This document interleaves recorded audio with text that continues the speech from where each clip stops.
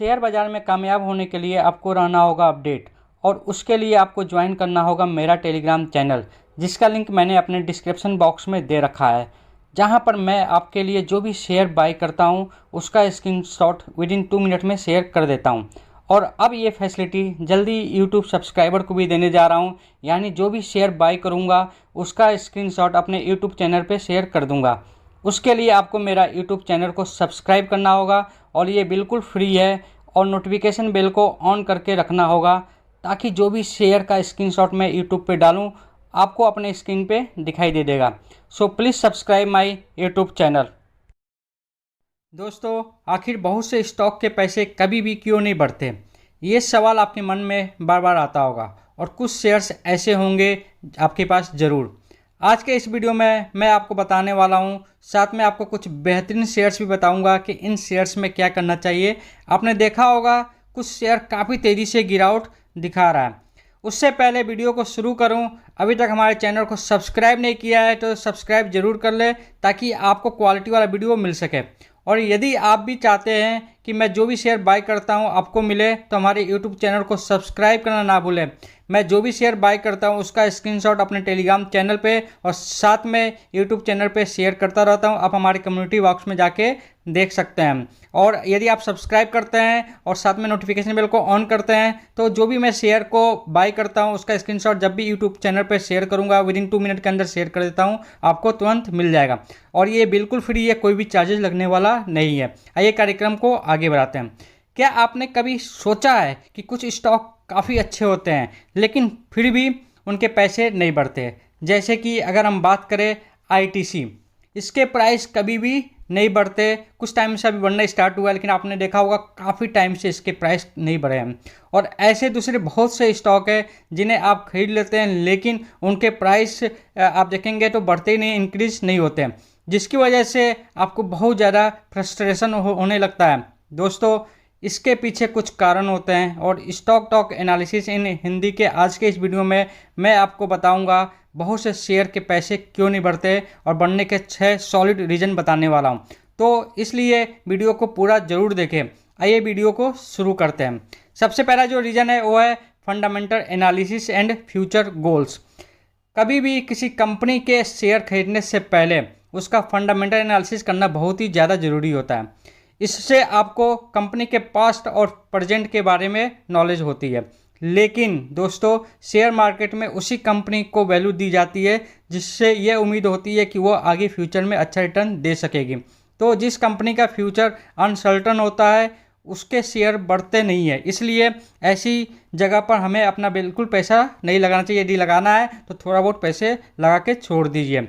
दूसरा, regularity uncertain. कुछ कंपनियों का पास्ट या प्रेजेंट रिकॉर्ड काफ़ी अच्छा होता है लेकिन फ्यूचर में कुछ गवर्नमेंट रूल्स या फिर रेगुलेटरी में बदलाव आने की वजह से शेयर मार्केट को ये लगता है कि उस कंपनी को फ्यूचर में काफ़ी नुकसान हो सकता है। मिसाल के तौर पे जैसे कि टेलीकॉम कंपनीज को सरकार को स्पेक्ट्रम खरीदने के लिए एक बेस प्राइस देना होता है, लेकिन अगर बेस प्राइस का अमाउंट अगर बहुत ज़्यादा तय हो जाता है तो टेलीकॉम कंपनी को वो अमाउंट गवर्नमेंट को देना ही देना होता है, फिर इसके लिए चाहे उसे कर्जा ही क्यों ना लेना पड़े।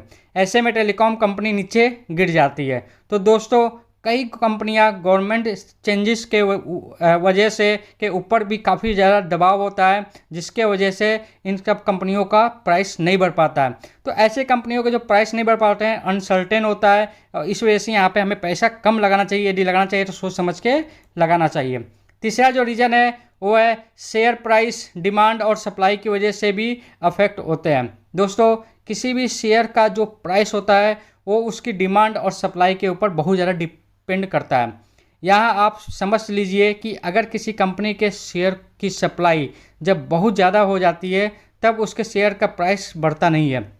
जैसे कि जब कोई इंसान इस उम्मीद के साथ शेयर खरीदता है कि इससे वह मुनाफा कमाएगा, लेकिन 2-3 साल गुजरने पर भी जब उसके प्राइस नहीं बढ़ते हैं तो वह उससे फ्रस्ट्रेट हो जाता है, परेशान हो जाता है। ऐसे में फिर वह यह फैसला करता है कि जैसे ही इसका प्राइस थोड़ा भी बढ़ेगा तो वो इसे भी फ़ौरन बेच देगा।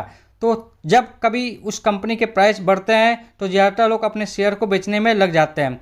तो इस वजह से शेयर की सप्लाई बढ़ जाती है, जिसकी वजह से उसमें फिर कभी भी मोमेंटम नहीं बन पाता है और हाई लिक्विडिटी की वजह से शेयर का प्राइस बढ़ नहीं पाता है। ऐसा अक्सर आईटीसी कंपनीज और पीसीयू कंपनीज के साथ बहुत ज़्यादा होता है। जो पीएसयू कंपनी है उनके साथ और साथ में आईटीसी कंपनी के साथ बहुत ज़्यादा होता है। चौथा जो रीज़न है वो है कंपनी का सेक्टर एनालिसिस। किसी कंपनी के शेयर की वैल्यू इस बात के ऊपर भी डिपेंड करती है कि कंपनी कौन से सेक्टर से बिलोंग करती है, किस सेक्टर से आती है और उसका ट्रैक रिकॉर्ड कैसा है। दोस्तों, कंपनी का पास्ट ट्रैक रिकॉर्ड काफ़ी ज़्यादा इंपॉर्टेंट होता है।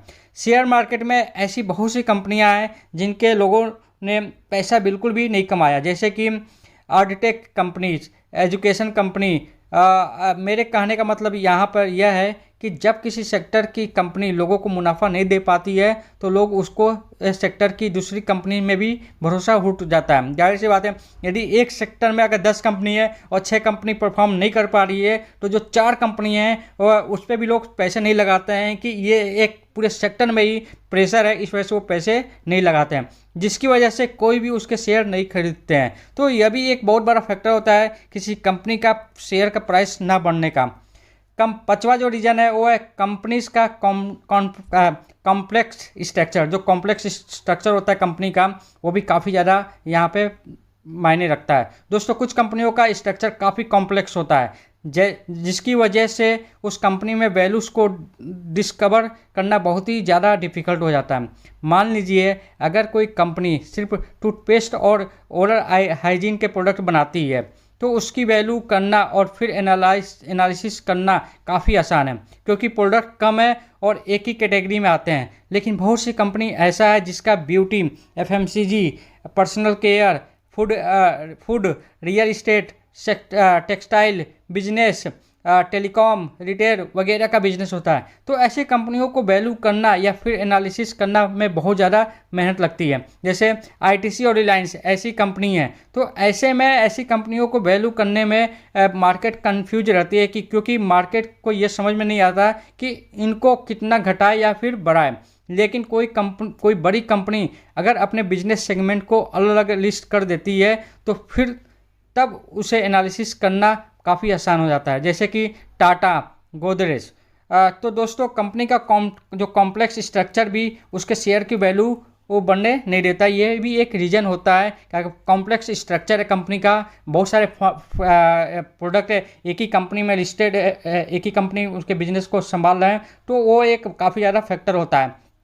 छठवां जो रीज़न है कंपनीज जो अपने टाइम से आगे बढ़ती है। कई कंपनी ऐसी होती हैं जो टाइम से बहुत ज़्यादा आगे बढ़ती हैं। दोस्तों, कई बार कुछ कंपनियों के पोटेंशियल के बारे में लोगों को पता ही नहीं होता, यानी कि लोगों को पता नहीं होता कि उन कंपनियों का फ्यूचर क्या होगा, और जब उनका टाइम आता है तो मार्केट में उनके शेयर में काफ़ी उछाल आ जाता है। जैसे एग्जांपल के तौर पर आपको बताता हूँ, CDSL का ही एग्जांपल ले लीजिए, जो कि 3-4 साल पहले कोई उससे पूछता भी नहीं था, लेकिन कोरोना वायरस के वजह से इसमें काफ़ी ज़्यादा तादाद में लोगों ने बेझिझक डीमैट अकाउंट ओपन किए, जिसकी वजह से इसके शेयर की वैल्यू अचानक से बढ़ गई।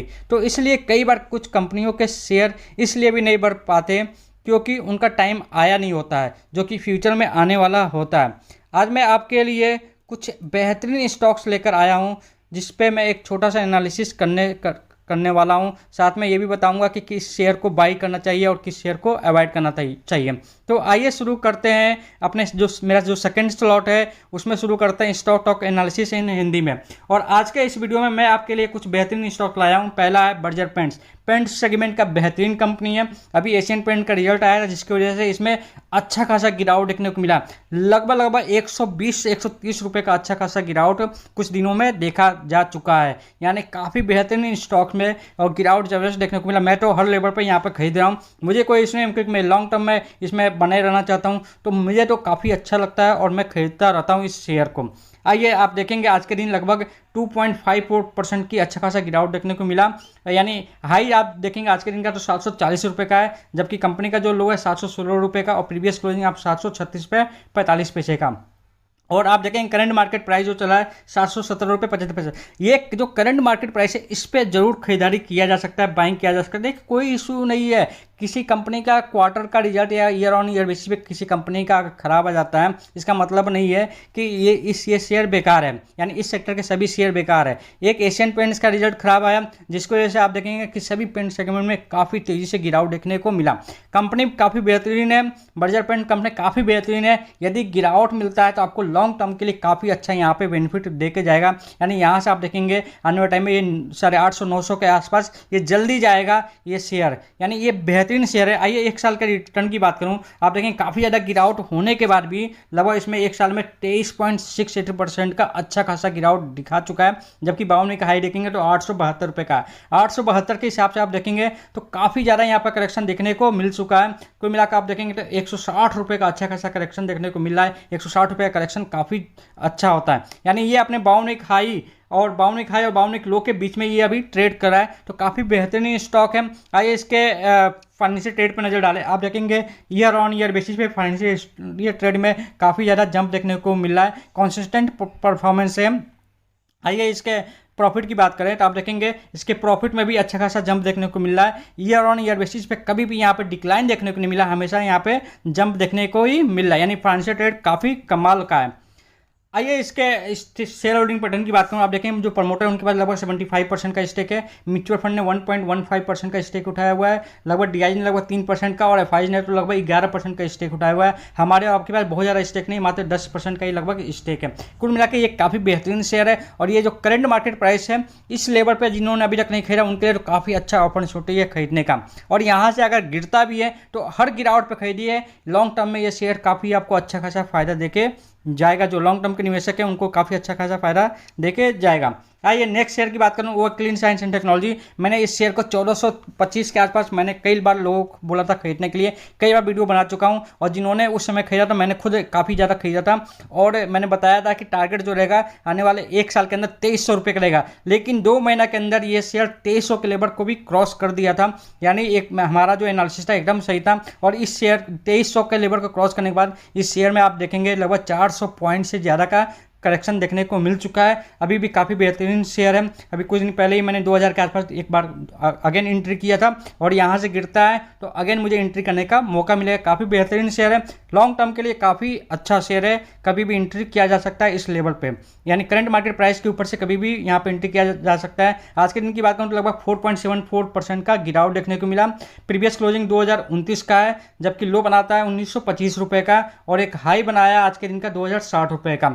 यानी करंट मार्केट प्राइस पे खरीदारी करते रहिए, कुछ ना कुछ शेयर यहाँ पर खरीदते रहिए, लॉन्ग टर्म में ये शेयर आपको जबरदस्त फायदा देके जाएगा। 400 रुपये का एक अच्छा खासा करेक्शन भी दिखा चुका है। आइए एक साल की बात करूं, एक साल में ये लगभग 28% का यहाँ पर रिटर्न दे चुका है। लेकिन यदि आप बात करेंगे कि जो इसका लो है और इसका हाई है, जिन्होंने हमने तो लो पे खरीदा था 1425 के आसपास खरीदा था और वीडियो भी बनाया था, उसके बाद से 2-3 दिन के बाद से ये शेयर में काफ़ी तेज़ी देखने को मिला था। लेकिन यदि लो और हाई के बीच में कंपेयर करेंगे रिटर्न का, जिन्होंने लो पे खरीदा था हाई पे बेचा था, वहाँ पर आप देखेंगे लगभग 60% का अच्छा खासा प्रॉफिट देखने को मिला था। लेकिन आप देखेंगे कि अपने इसका जो हाई है 2353 रुपये का, वहाँ से आप कंपेयर करेंगे तो लगभग 400 रुपये से भी ज़्यादा का करेक्शन देखने को मिल चुका है, यानी काफ़ी बेहतरीन शेयर है। आइए क्यों मैं बेहतरीन बोल रहा हूँ, आइए इसके फाइनेंशियल ट्रेड पे नज़र एक डालें। आप देखिए ईयर ऑन ईयर बेसिस पे हमेशा जंप देखने को मिला है, और प्रॉफिट में भी देखेंगे आप ईयर ऑन ईयर बेसिस पे अच्छा खासा जंप देखने को मिल रहा, यानी फाइनेंशियल ट्रेड काफ़ी इसका कमाल का है।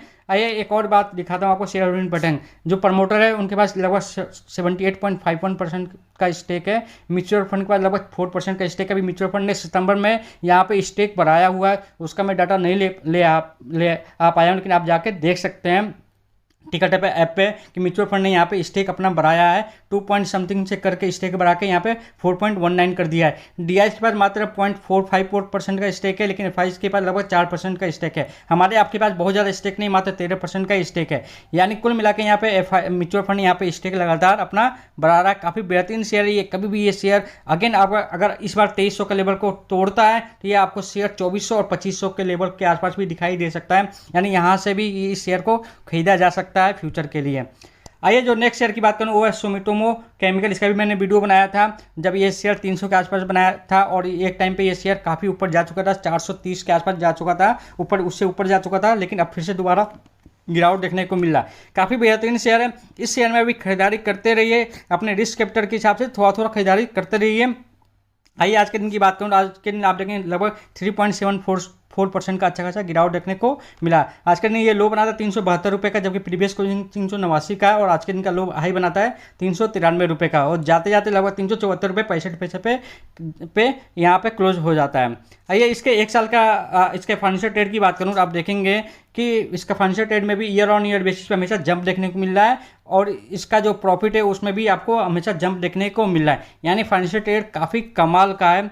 आइए इसका शेयर होल्डिंग पैटर्न की बात करूं तो आप देखेंगे कि जो प्रमोटर है उनके पास लगभग 75% का स्टेक है, म्यूचुअल फंड के पास 1.84% का स्टेक है, डीआईएस के पास लगभग 4.5% का स्टेक है, एफआईएस के पास लगभग 1.33% का स्टेक है, हमारे आपके पास भी अच्छा खासा स्टेक है लगभग 17.5% का।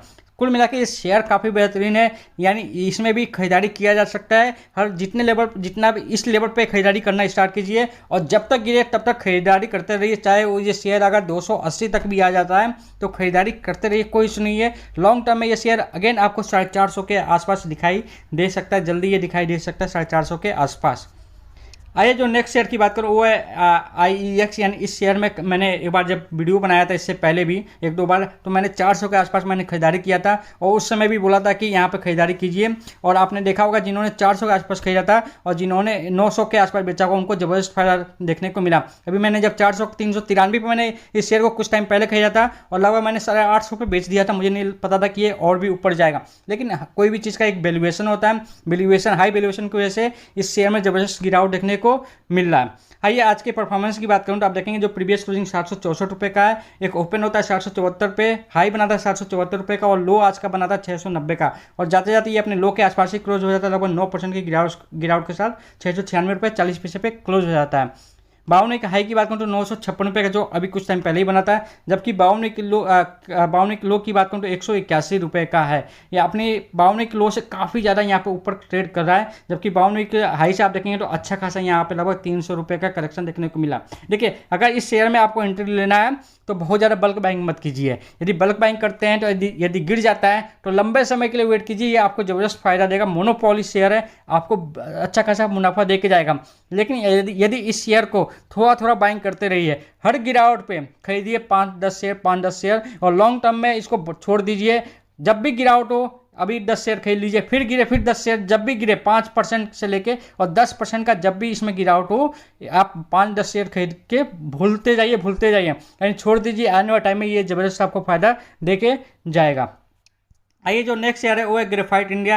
थोड़ा इसको अवॉइड करूंगा क्योंकि मुझे ये शेयर बढ़े बहुत ज़्यादा हाई हो चुका था अपने 52 लो से, लेकिन आप देखेंगे लगातार इसमें गिरावट हो रहा है, तो इस वजह से मैं थोड़ा इसमें अवॉइड करूंगा, बिल्कुल अवॉइड करूंगा, यानी इस टाइप के शेयर में अभी बिल्कुल अवॉइड करूंगा। यदि कभी मौका मिलता है ये शेयर कभी 300 के आसपास आ जाता है, मुझे लगता है कभी ना कभी, आज नहीं तो 2 साल बाद जरूर आएगा, और आएगा जरूर, और जब उस लेवल पर कभी आएगा तो मैं खरीदारी करूंगा। अभी तो मैं इस शेयर में बिल्कुल पूरी तरह से अवॉइड करूंगा। जिन्होंने हाई पे खरीदा था यानी 800 के आसपास खरीदा था वो अभी यहाँ पे बने रहे। यदि एक पॉजिटिव मूवमेंट आता है और ये शेयर एक बार ऊपर जाता है तो वो चाहे तो यहाँ पे सेल करके निकल सकते हैं, उनकी मर्जी है, लेकिन इस शेयर को मैं अभी थोड़ा सा अवॉइड करूँगा। इस टाइप के शेयर को थोड़ा सा अवॉइड करना चाहिए। कोरोना में काफ़ी ज़्यादा गिर गया था, फिर यहाँ से एक काफ़ी ज़्यादा बाउंस बैक किया था और काफ़ी तेज़ बना था, लेकिन इस टाइप का आप हिस्ट्री उठा के देखेंगे तो ये हमेशा आपको लॉन्ग टर्म में कभी भी ये आपको ज़बरदस्त फायदा नहीं दिया है। शॉर्ट टर्म में जब बॉटम पे खरीदिए और जब मोमेंटम आता है तो ये बहुत तेज़ी से फायदा देता है,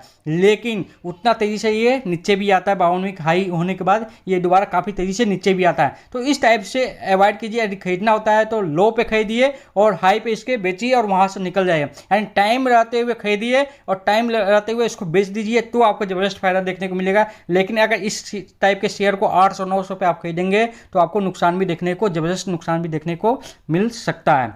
आइए जो नेक्स्ट शेयर की बात करूंगा वो है वी गार्ड इंडस्ट्री। इस शेयर को इस लेवल पे कहीं भी खरीदारी किया जा सकता है, चाहे बल्क बाइंग कीजिए शायद थोड़ा सा बाइंग कीजिए, मैं बिल्कुल ये नहीं कहूँगा कि नहीं किया जा सकता है, किया जा सकता है। यदि गिर भी जाता है ना तो खरीदारी करते रहिए, करते रहिए, काफ़ी बेहतरीन शेयर है, आने वाले टाइम में ये ज़बरदस्त आपको फायदा देके जाएगा। आइए आज की परफॉर्मेंस की बात करूं तो आप देखेंगे आज के दिन लगभग 2.73% का अच्छा खासा गिरावट देखने को मिला है, यानी 52 वीक के हाई की बात करूँ तो 285 रुपये का, यानी लगभग 43 रुपये का अच्छा खासा करेक्शन देखने को मिल चुका है। एक बार मैंने इसके ऊपर वीडियो बनाया था जब 239 का था, और उसमें मैंने एक 100 शेयर खरीदा था और लगभग 270 के आसपास मैंने बेच दिया था। यानी मैं यहाँ पे बहुत ज़्यादा खरीदारी नहीं करता हूँ इस शेयर में, क्योंकि मुझे पता है कि ये शेयर बहुत तेज़ी से आगे नहीं बढ़ता है, धीमे धीमे आगे बढ़ता है। लेकिन जब भी ये शेयर 230 और 240 के आसपास आता है, मैं 100 शेयर खरीद लेता हूँ, और जब ये शेयर 270 और 280 के पास पहुंचता है तो मैं बेच देता हूं। मैं इसमें यही पॉलिसी अपनाता हूं। बहुत ज़्यादा मैं टू बी फ्रेंकली मैं बहुत ज़्यादा इसमें शेयर नहीं खरीदता हूं। यदि ये शेयर कभी 200 के नीचे आया तो मैं बल्क बाइंग जरूर करूंगा, लेकिन यहाँ पे भी मैं 100 शेयर खरीद कर छोड़ दूंगा। यदि गिरता है हर 10 रुपये 20 रुपये की गिरावट पे 100 शेयर खरीदूंगा, यानी इस लेवल पे खरीदा और गिर गया तो हर 10 रुपये से लेकर 15 रुपये 20 रुपये की गिरावट पे 100 शेयर खरीदूंगा। जब तक ये गिरेगा तब तक मैं खरीदता रहूँगा। कभी ना कभी ये शेयर आपको दोबारा 260 प्लस जल्दी दिखाई दे सकता है। यानी आप देखेंगे बाउंड्री का लो से काफ़ी ज़्यादा अभी भी ऊपर ट्रेड कर रहा है। डिलीवरी परसेंटेज की बात किया जाए तो डिलीवरी अच्छा खासा लगभग उठाया गया, यानी आप देखेंगे कि इसमें डिलीवरी लगभग 41.65% का अच्छा खासा यहाँ पर डिलीवरी उठाया गया है। आइए नेक्स्ट शेयर की बात करूँ, वो है रैलिस इंडिया। इसमें भी एक जोरदार गिरावट होगा। अभी इसका रिजल्ट आया था जो क्वार्टर ऑन क्वार्टर बेसिस पे, ईयर ऑन ईयर बेसिस पे रिजल्ट उतना अच्छा नहीं था जो मार्केट एक्सपेक्ट कर रहा था, लेकिन आप और कंपनी को काफ़ी ज़्यादा नुकसान हुआ है। पिछले ईयर ऑन ईयर बेसिस पे आप देखेंगे तो कंपनी को उतना ज़्यादा मुनाफा नहीं हुआ। इसी वजह से इसमें एक हाई बनाने के बाद, बाउंड्री हाई बनाने के बाद यहाँ पे ज़बरदस्त गिरावट देखने को मिला। अदरवाइज कंपनी काफ़ी बेहतरीन है, टाटा ग्रुप की कंपनी है, काफ़ी बेहतरीन कंपनी है। इस लेवल पर खरीदारी करते रहिए। मैं भी जल्दी इसमें 100 शेयर यहाँ पे खरीदने वाला हूँ। यानी मैं बहुत ज़्यादा शेयर नहीं खरीदूंगा, लेकिन 100 शेयर खरीद के मैं यहाँ पे छोड़ दूंगा, और जब कभी यहाँ पे 350 के आसपास जाएगा, 320 प्लस जाएगा, तो मैं यहाँ पे सेल आउट कर दूंगा। तो ये भी काफ़ी बेहतरीन शेयर है। आज के दिन आप देखेंगे लगभग 5% का यहाँ पे गिरावट देखने को मिला है, जबकि आप देखेंगे हाई भी बनाया था 278 रुपये का, और वहाँ से आप देखेंगे तो काफ़ी ज़्यादा गिरावट देखने को मिला है। जबकि इसके बाउंड्री का लो देखेंगे 232 रुपये का है, यानी कुल मिला के ये अपने बाउंड्री के लो के आसपास ही ट्रेड करा। जबकि बाउंड्री का हाई से आप देखेंगे तो लगभग 100 रुपये का एग्जैक्ट यहाँ पे करेक्शन दिखा चुका है। यानी काफ़ी बेहतरीन शेयर है। आप चाहे तो इस लेवल पे थोड़ा सा खरीदारी कर सकते हैं। आप अपने रिस्क कैपिटल के हिसाब से जितना चाहे उतना खरीदारी कर सकते हैं। डिलीवरी परसेंटेज की बात किया है, डिलीवरी भी अच्छा खासा यहाँ पे उठाया गया है। लगभग यहाँ पे 48% का अच्छा खासा यहाँ पे डिलीवरी उठाया गया। ये थे आज के कुछ बेहतरीन शेयर्स। यदि आप, और साथ में मैंने आज जो आपको ज्ञान दिया, यदि आपको हमारा ये कॉम्बो पैक आपको अच्छा लग रहा हो, कॉम्बो चीज़ें यानी ज्ञान प्लस स्टॉक, तो आप हमारे वीडियो और हमारे चैनल को सब्सक्राइब करना ना भूलें। साथ में कमेंट जरूर करें कि आप किस शेयर में फंसे हैं, ताकि मैं आपको कमेंट का रिप्लाई कर सकूं। और मैंने अपना मेल आईडी भी दे रखा है, आप चाहे तो आप मुझे मेल भी कर सकते हैं। तो please subscribe my YouTube channel. Thank you.